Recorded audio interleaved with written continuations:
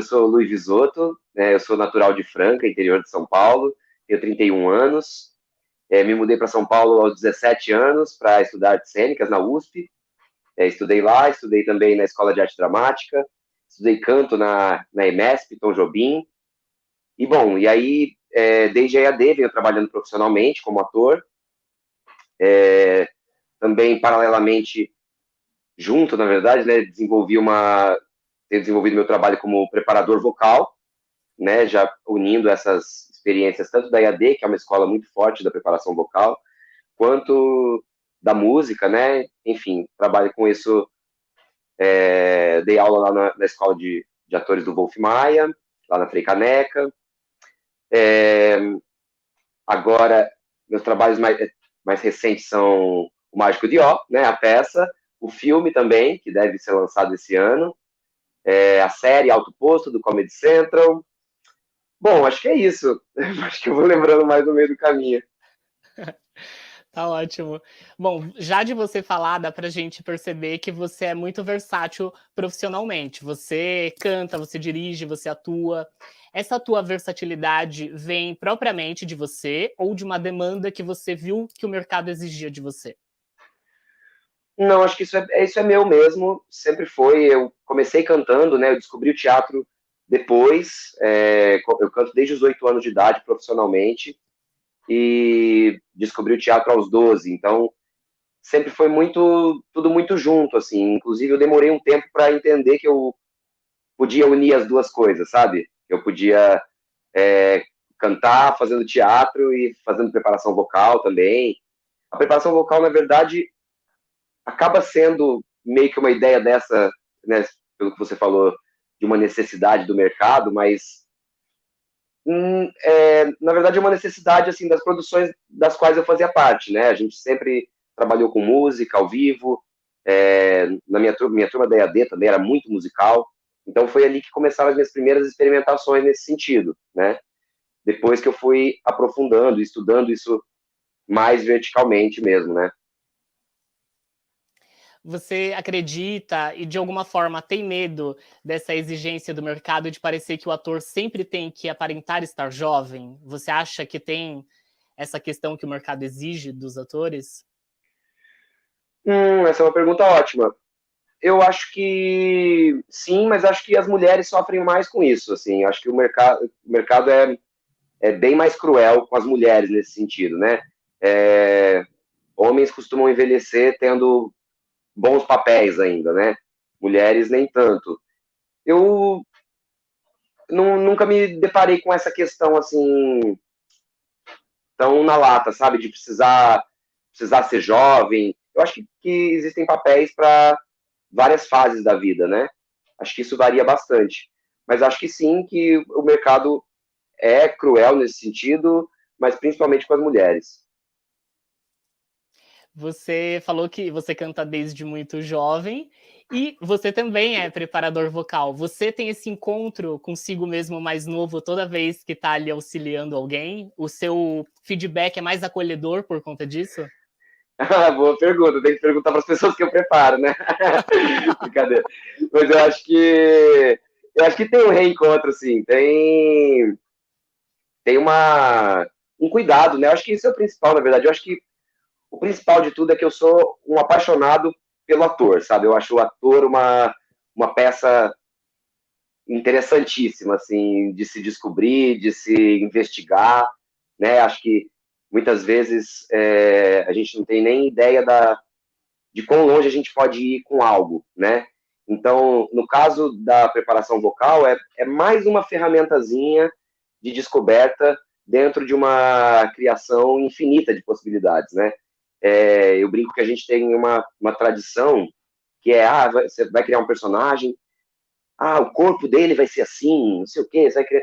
E a voz, a gente fala, depois que a criação tá feita, a gente fala, e a voz? Como é que vai ser a voz? Uma voz meio assim, uma voz...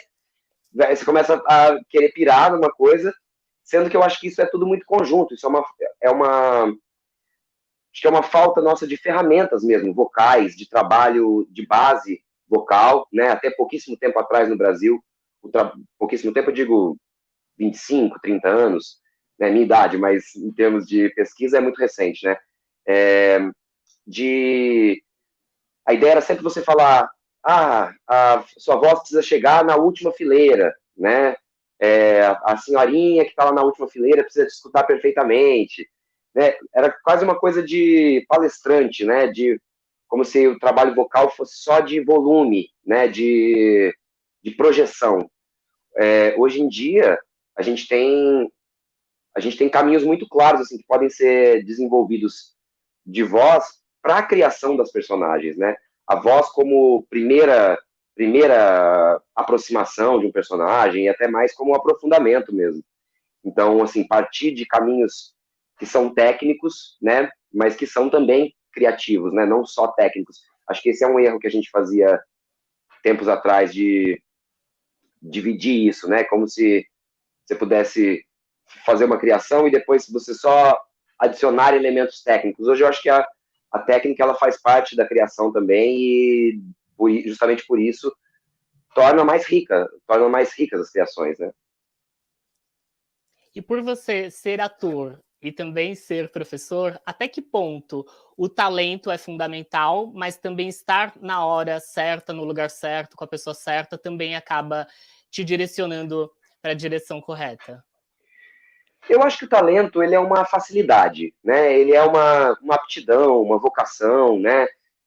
Existem talentos de vários tipos. Eu fico sempre um pouco receoso de falar sobre isso, porque existe uma ideia do dom, né? Você nasceu para isso. Eu até acho que, sim, se você tem uma aptidão que, né, artística, claro, você pode ter nascido para isso, mas isso não inviabiliza o teu trabalho, né? Não inviabiliza o quanto você precisa trabalhar, ainda mais num país como o Brasil, né, um país que não valoriza de forma nenhuma os artistas, que atualmente, inclusive, se bombardeia o máximo que pode, né? Então, eu acho que o talento, ele é uma facilidade. Ele não é necessariamente a questão, né? Eu acho que teatro é jogo, né? E a gente aprende jogando, né? Assim como qualquer jogo, a gente aprende treinando, praticando e fazendo de novo. Então eu acho que é isso, assim, acho que o talento é legal, mas ele não te leva a muitos lugares, assim, até porque se você for alguém ultra talentoso, mas que chega atrasado, que arranja problema, que não decora o texto, você vai, você vai parar de ser tão desejado assim numa produção. Eu acho que as duas coisas estão bem aliadas, né? Tanto o talento, aquilo que te motiva a fazer aquilo, quanto a regularidade, a constância, a persistência, a disciplina, né?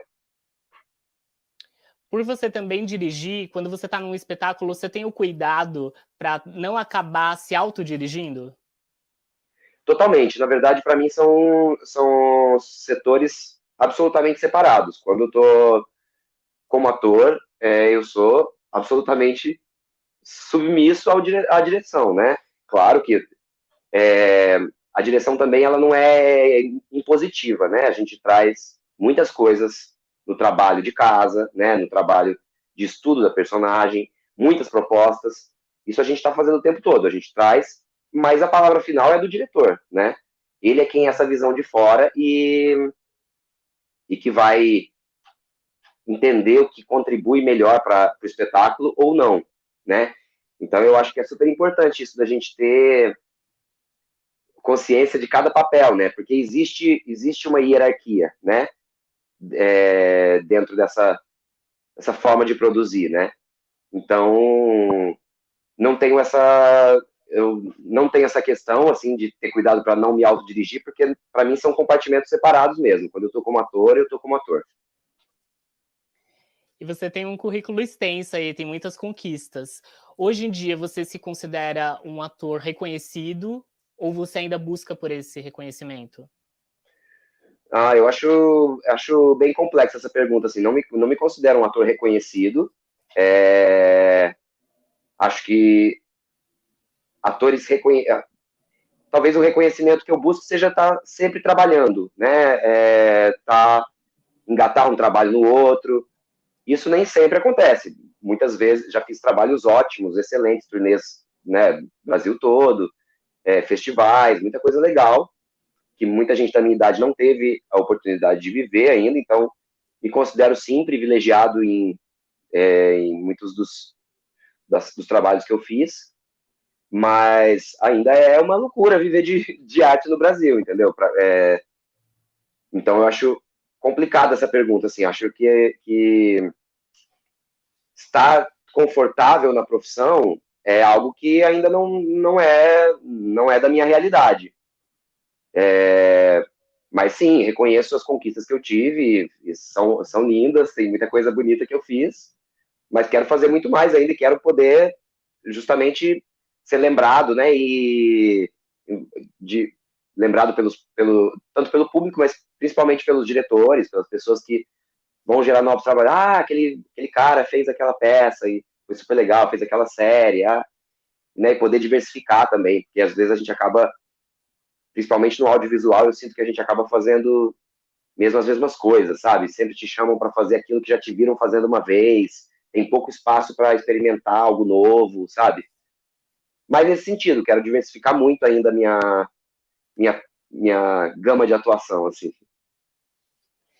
E aproveitando que a gente está falando sobre currículo extenso, aproveitando aí, você acha que quando você vai para um teste, essa questão de ter muita vivência acaba te ajudando ou atrapalhando no sentido de quem analisa acaba gerando uma expectativa maior ou a sua autocobrança que acaba falando mais alto? De, eu tenho que suprir o que estão esperando de mim por eu ter muita vivência? Então, eu acho, hoje em dia, eu encaro os testes de uma forma bem mais tranquila. Eu acho que a experiência só foi benéfica para mim em relação aos testes. Eu fico cada vez mais tranquilo, cada vez mais entendendo também que muitas vezes não depende tanto de você, né? Claro que depende do seu trabalho estar bem feito, mas depende muito do que o outro está buscando. Então hoje eu tenho essa tranquilidade de ir fazer um teste e não falar, eu preciso ser o cara que eles esperam. Não, eu preciso fazer o meu melhor, e se o meu melhor for o que estão esperando de mim, vai rolar, e se não, tudo bem, vai ser para quem tiver que ser. Eu não tenho.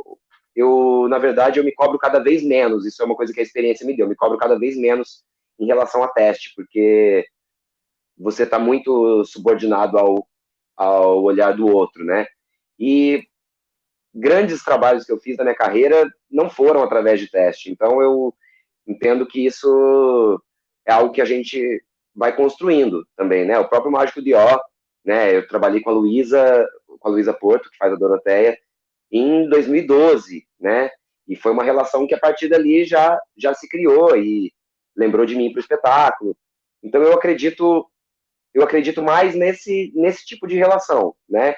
Claro, quero fazer testes para tudo que tiver minha cara, que possa ser meu perfil, mas eu acredito mais nessa construção de formiguinha, sabe? De entender meu lugar em cada produção e fazer da melhor forma possível e ser lembrado por isso, né? Ser lembrado como um ator competente, profissional, que além de entregar um bom trabalho, também chega na hora, né? Está disponível, enfim. Acho que tudo isso é característica de um bom ator, né? E eu tento ser esse bom ator que eu acredito. Alguns anos atrás, quem curte musical teve a grata felicidade da TV Cultura realizar um reality show que deu visibilidade para muitas pessoas de musicais. Eu queria saber se você chegou a acompanhar e se você participaria de um reality show como esse. Eu acompanhei algumas coisinhas separadas, não acompanhei o programa todo, mas tinha alguns amigos ali nas seletivas, participando, então uma apresentação ou outra eu assisti, sim. Eu acho super importante, eu acho super legal.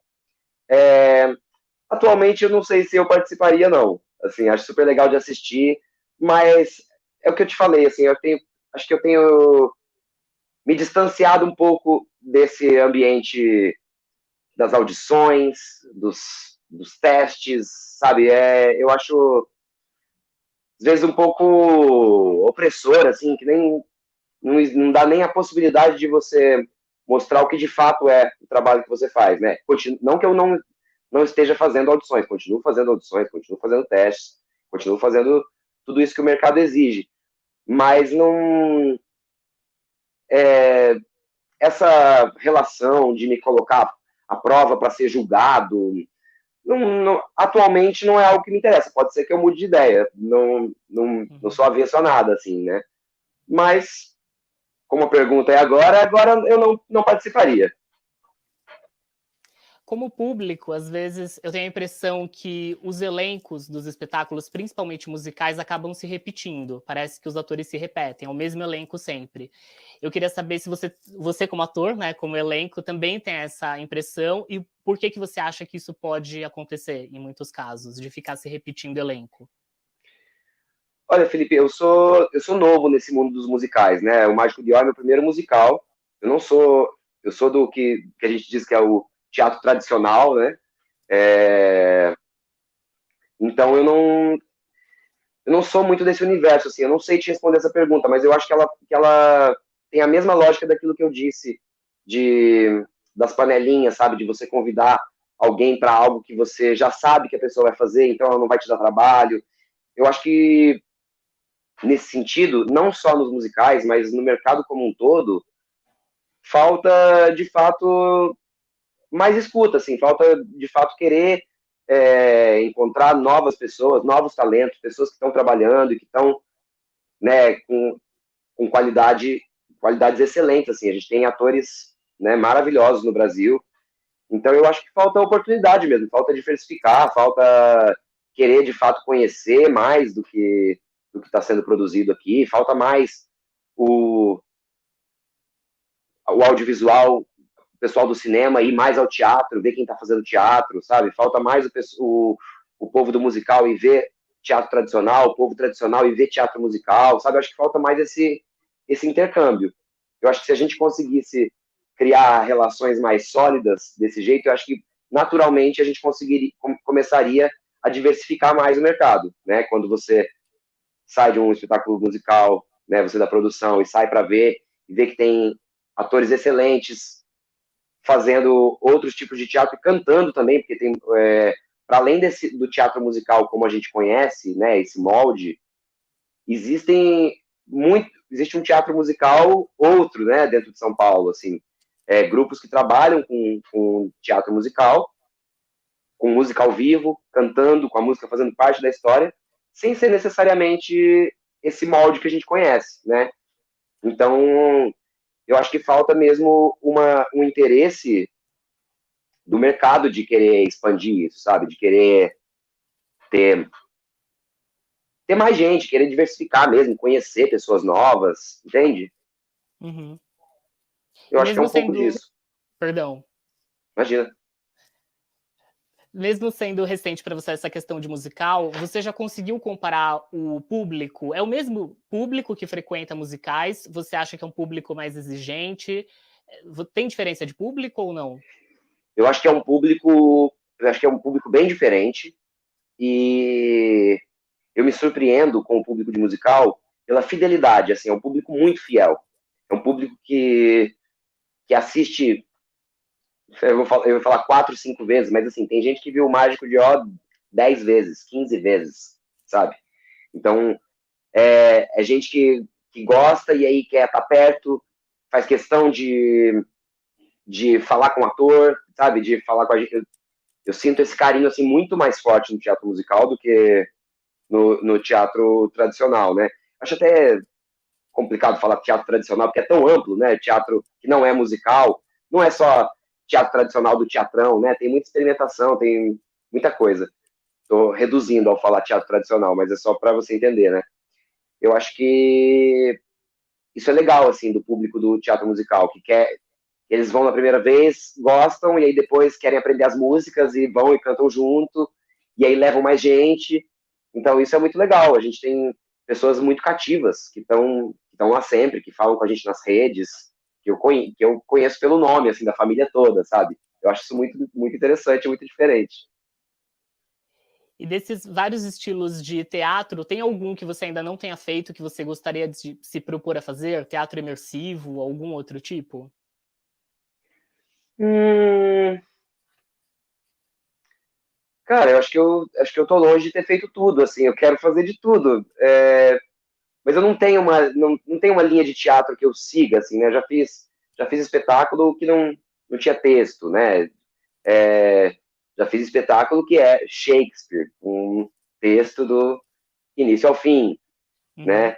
Então, já fiz de tudo um pouquinho, mas tô aberto a tudo também. Acho, na verdade, essa o grande barato da coisa, sabe? Ser dirigido por várias pessoas diferentes, vários estilos, né? Já trabalhei com duas companhias de teatro e que quando é companhia tem essa coisa do grupo, né? Tem o desenvolvimento da linguagem, né?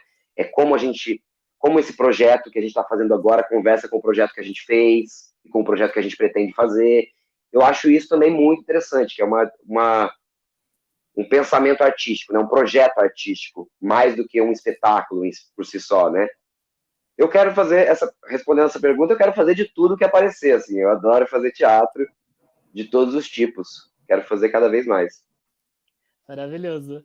Isso que eu comentei de, nossa, tem gente na plateia, meu Deus, eu fico nervoso. Você tem ainda isso, mesmo tendo muita experiência de, nossa, tem tal pessoa na plateia e você fica nervoso? Claro, sempre, mas eu acho uma delícia. Tem quem deteste, né? Tem quem deteste, tem quem fala assim, não me fala que fulano tá na plateia, né? Mas eu acho um estímulo, sabe? Assim, eu acho aquele friozinho na barriga a mais, né? Porque no Shakespeare, por exemplo, nosso ensaio geral, quem foi nos assistir foi Dona Fernanda Montenegro, né? Meu Apareceu para assistir o ensaio, assim, então, sabe, vou dizer que eu não fico nervoso? Claro que eu fico muito nervoso, mas isso não é algo que me deixa assim, me desestabiliza, não, é algo que me impulsiona, né? Eu acho bacana saber, assim. Foi até legal, porque agora, por exemplo, eu senti, agora voltando ao teatro, né, voltando a fazer teatro 2 anos depois de pandemia, tinha feito online, mas que não é a mesma coisa, né, porque você não tem a presença direta do espectador, né, mesmo que eles estejam vendo, você não está vendo de volta. Então, ali aconteceu uma virada de chavinha, assim, que para mim não acontecia há muitos anos, e não só há 2 anos que eu não fazia, porque assim, é igual, conforme a gente vai tendo mais experiência, esse nervosismo muda, né, no início é aquele nervosismo, assim, de medo das coisas darem errado, né? Medo de não conseguir desempenhar. Hoje em dia, eu tenho ansiedade de encontrar com a plateia, sempre tem aquele friozinho na barriga, mas eu não tenho medo das coisas darem errado. Eu sei que se as coisas derem errado, a gente vai resolver em cena, porque teatro é justamente isso, é jogo do ao vivo, né? O que dá errado tem que ser resolvido ao vivo e sem a plateia perceber, de preferência, né? Mas agora voltar a fazer 2 anos depois, nossa, rolou um frio na barriga que eu não tinha, sei lá, há 10 anos, sabe? Assim, uma coisa de, caramba, como é que vai ser isso, sabe? Encontrar as pessoas de novo, olhar no olho das pessoas da plateia. É diferente, né? As pessoas de máscara ali, mas o olho tá ali, tá vivo, né? A gente consegue ver e foi muito emocionante, é muito emocionante fazer teatro. Você acha que é um formato que fica, esse de espetáculo online, ou não? Eu acho que abre esse caminho, né, para uma nova pesquisa, para uma... eu acho que esse formato de espetáculo filmado e transmitido, eu acho que não é algo que fica muito, não. Né? Mas posso estar enganado, né? Mas eu acho que é um formato que acaba sendo precário, acaba sendo muito abaixo do que é a experiência de fato do ao vivo, né? Mesmo que você esteja assistindo ao vivo, porque... Bom, talvez tenham pessoas que tenham experiências incríveis com assistir teatro de casa. Eu não tenho, assim, eu não consigo me concentrar muito, não consigo me distanciar tanto do celular. Sei lá, tá assistindo alguma coisa, mas chegou alguma coisa, dá uma olhadinha. Isso, assim, é uma imersão que o teatro proporciona, né? Que é você sentar, apaga-se a luz, você tá com outras pessoas respirando aquela mesma energia, aquela mesma atmosfera. Não dá para ver depois, é agora ou não é. Então, esse formato assim, do teatro filmado, como ele é no teatro mesmo, eu acho que não fica, não. Mas eu acho que ele abre, sim, uma porta para muitos outros tipos de experimentação, né? Eu acho que quando os espetáculos mais interessantes que eu vi de pandemia são os que jogam justamente com essa linguagem, né? Com essa linguagem da câmera, com essa linguagem nova, e não os que tentam reproduzir o palco na tela, porque aí eu acho que acaba não funcionando tão bem. Mas acho que isso vai sim abrir formatos, né? Acho que várias coisas, na verdade, né? Só de você poder fazer uma mesa de debate, isso a gente fez no início da pandemia também, com um projeto que a gente ainda não montou e tem vontade de montar, que é um grande salto. E é uma peça que fala sobre suicídio, né? E a gente teve a oportunidade de conversar com pessoas, com profissionais de psiquiatras, psicólogos, atores, gente que nem em São Paulo estava, porque o online propicia isso, né? Então, fizemos leituras, cada um no seu isolamento, e com pessoas que conheciam o trabalho mesmo estando muito longe. Então, eu acho que isso, sim, muita coisa disso vai ficar, tem muita coisa boa a se aproveitar no online, né? Nós comentamos aqui sobre o Vitor Rocha, que eu acho super empreendedor, né? Pegando ele como exemplo, você, além de fazer tudo o que você faz, você já produziu algum espetáculo ou pensa em produzir? Penso em produzir. Eu já ajudei na produção de um espetáculo que eu fazia como ator, que foi o Sala de Espera, que a gente ficou de 2012 a 2015. Viajamos bastante no Brasil.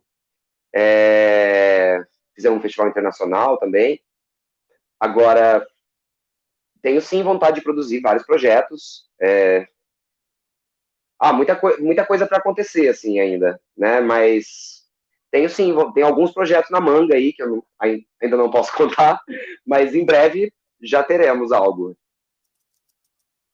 Com alguns espetáculos, você teve a oportunidade de fazer turnê. Geralmente a gente associa muito espetáculo nesse eixo Rio-São Paulo, Brasília, mas teve algum lugar que te marcou no sentido de choque cultural mesmo? Choque cultural em que sentido? O que você... Da necessidade de haver algum espetáculo lá em cartaz e pela dificuldade daquele povo enfrentar de não ter arte lá? Ah, sim, isso algumas vezes já. Com o Sala de Espera a gente fez cidades do interior pequenas, que é onde vão peças, né, uma vez por mês, uma vez menos que isso, né, às vezes só num festival da cidade, a apresentação é numa quadra, né, isso graças a projetos como o PROAC, por exemplo, que tem o objetivo de descentralizar, né, a gente já fez quadra de colégio, né, lugares assim, não necessariamente na caixa cênica, né, mas, por exemplo, tem uma coisa que me chocou culturalmente. A gente foi fazer uma peça numa cidade que chama Lajeado, no Rio Grande do Sul. No Rio Grande do Sul a gente fez 3 cidades. A gente fez Porto Alegre, Lajeado e Novo Hamburgo. Lajeado é uma cidade que, se eu não me engano, tem 70 mil habitantes, alguma coisa assim. E a gente fez a peça num teatro de 1.200 lugares, numa cidade que tem 70 mil habitantes. Sendo que a minha cidade, que é Franca, que é interior de São Paulo, que é uma das 100 maiores cidades do Brasil, quase 400 mil habitantes, o maior teatro, que é o Teatro Municipal, tem o Teatro Municipal e tem o Teatro do SESI, que é pequenininho, o Teatro Municipal tem 450 lugares, uma cidade de quase 400 mil habitantes, né? Uma cidade de 70 mil, um teatro de 1.200 lugares lotados, né? Então isso para mim foi um choque cultural ali, de ver o quanto aquela cidade olhava a cultura com uma importância maior do que a minha própria cidade. Eu sou uma cria do SESI, né? Eu comecei a fazer teatro no SESI de Franca, e o SESI tem o Viagem Teatral, que é um projeto incrível, onde espetáculos profissionais excursionam por todos os SESIs do estado, né? Então, uma vez por semana, eu tinha um espetáculo de qualidade para assistir no SESI, né? Um espetáculo que passou por uma curadoria. Então, eu ia toda semana, toda semana.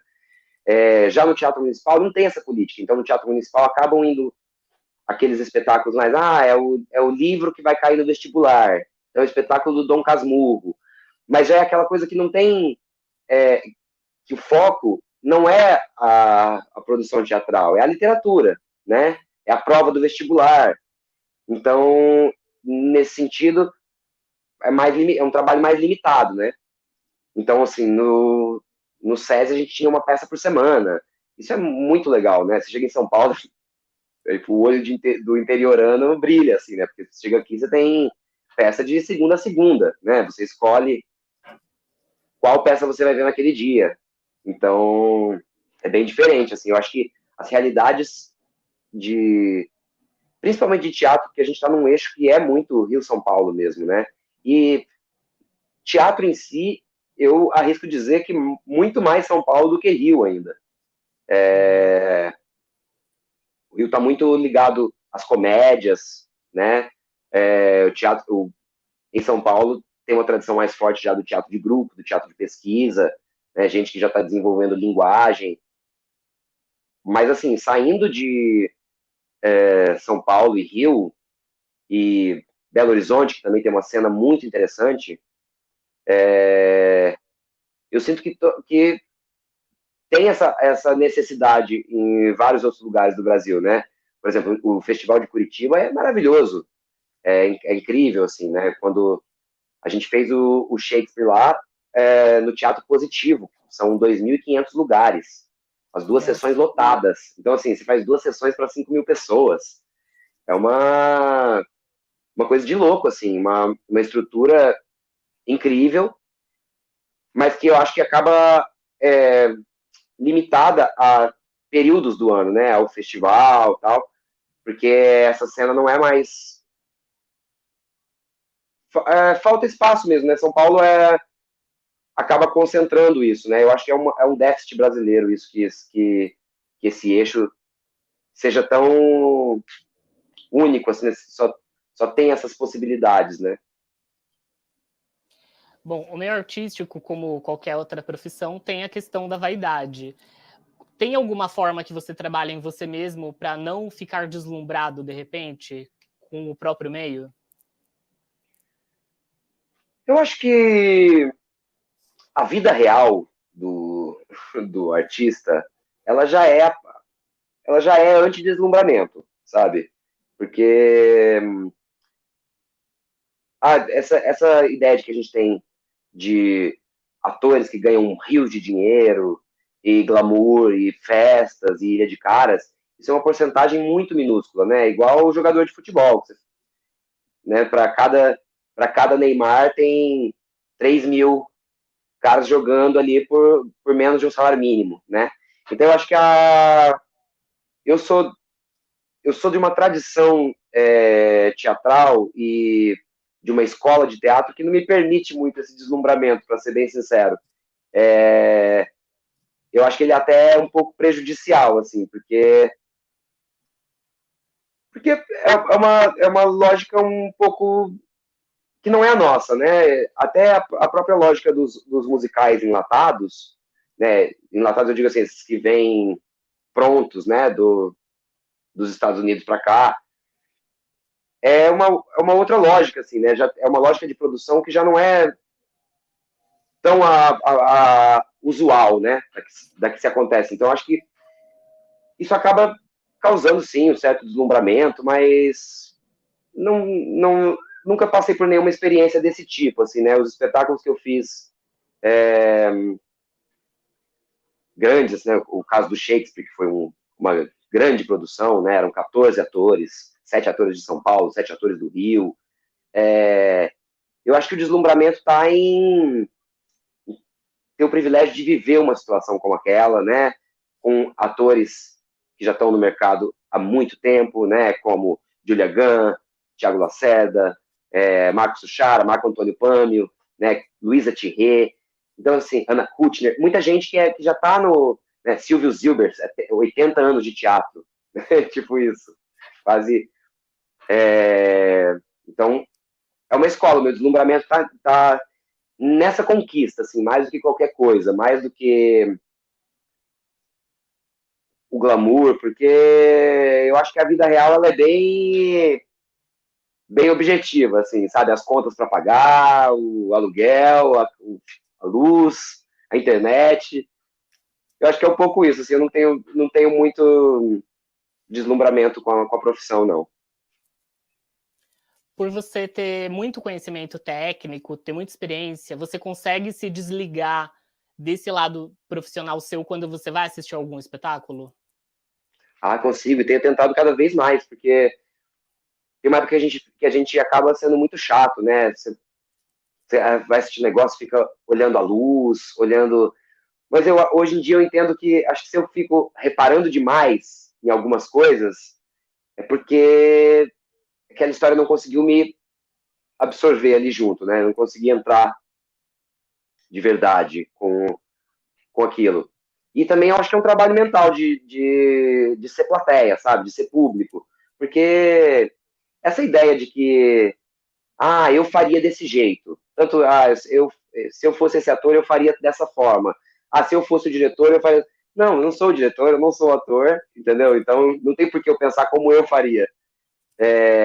Então, né, eu farei se eu for dirigir aquele trabalho, se eu for. Enquanto eu estou como público, eu gosto de ser público, eu gosto de, pelo menos, me obrigar a respirar junto ali, sabe? E cara, eu sou um público ótimo de teatro, porque eu geralmente vou para gostar, sabe? Eu vou para gostar. Eu brinco com os meus amigos, falo assim, vamos assistir tal coisa? Mas sabe se é boa? Não sei, mas teatro é bom até quando é ruim. Para mim é assim, sabe? Eu adoro ver teatro até quando tem algo que não me identifico tanto, eu falo, esse caminho eu não quero fazer enquanto artista. Mas ok, foi uma experiência legal assistir aquilo. A não ser quando é muito ruim, né? Quando é sem cuidado, né? Isso também tem, né? No mercado que tem tantas produções, quando é sem cuidado, aí é triste, né? Tipo, mas quando você vê que tem trabalho envolvido ali, as pessoas estão fazendo de verdade e aquilo não te tocou, ok, o tema não te interessa, ou o tema não bateu, a história não te diz muito, mas eu acho que o teatro, quando ele é bem feito, até quando ele é ruim, ele é bom. Bom, por mim ficaria aqui a noite toda conversando, mas vou fazer uma última pergunta então para você. Se você pudesse reencontrar o Lui mais jovem que chegou aqui até a cidade, qual conselho você daria a ele?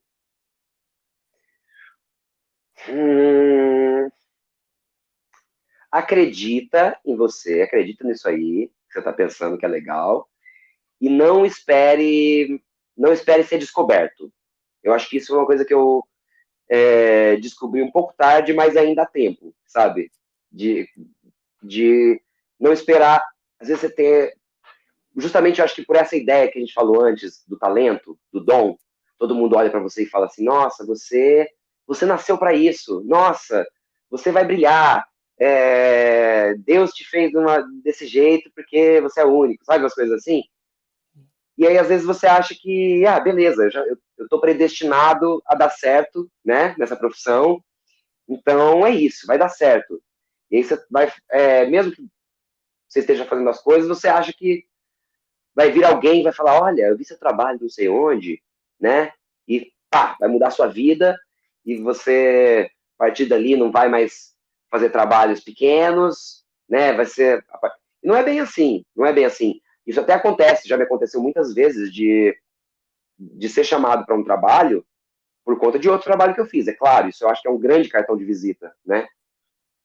Então, o próprio Shakespeare. Eu fui fazer o Shakespeare porque o Rui Cortez, que era o curador do projeto, me assistiu na minha peça de formatura da EAD, né? Então, lembrou de mim, ele e a produtora, a Erika Teodoro, lembraram de mim e me chamaram.